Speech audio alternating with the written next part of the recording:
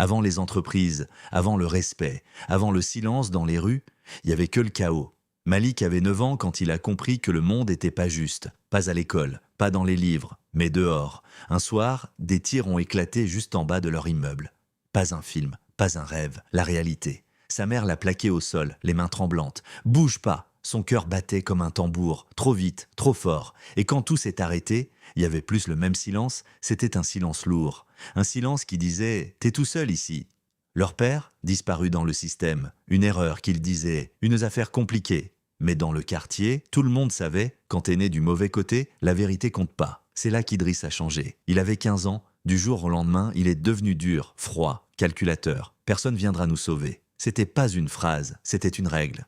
Les journées, c'était la galère, frigo vide, factures en retard, mère épuisée. Les nuits, c'était pire. Sirènes, cris, hélico, et parfois des gars qui traînaient en bas. « Yopti, tu veux faire de l'argent ?» Malik comprenait pas encore tout, mais Idriss, lui, voyait clair. On touche pas à ça, mais on a besoin d'argent.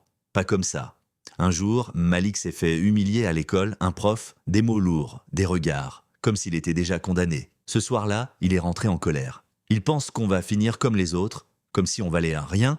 Idriss l'a regardé longtemps. Puis il a dit doucement « Alors prouve-leur le contraire. Mais pas avec tes poings, avec ta tête. » C'est cette nuit-là que tout a commencé. Pas de miracle, pas de raccourci, juste 2 frères, un vieux téléphone, une connexion instable et une rage silencieuse. Ils regardaient des vidéos, apprenaient, comprenaient le système, l'argent, les règles du jeu que personne leur avait expliquées. Pendant que la rue appelait, eux, ils résistaient. Mais c'était pas facile, il y a eu des moments où Idriss a failli craquer, des moments où Malik avait peur, des moments où tout semblait foutu, des amis sont tombés, d'autres ont disparu, certains ont choisi la facilité et en ont payé le prix. Chaque perte, chaque nuit froide, ça construisait quelque chose en eux, une vision.